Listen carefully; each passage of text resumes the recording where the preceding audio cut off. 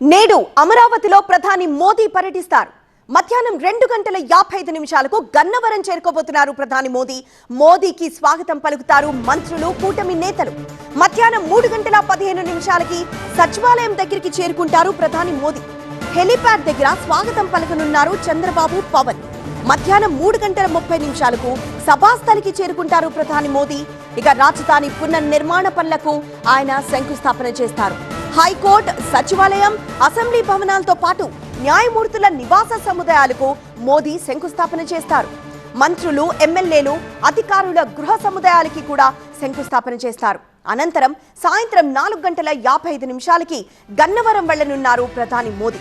సాయంత్రం 4:55 గన్నవరం ఎయిర్పోర్ట్ నుండి ఢిల్లీ వెళ్తారు.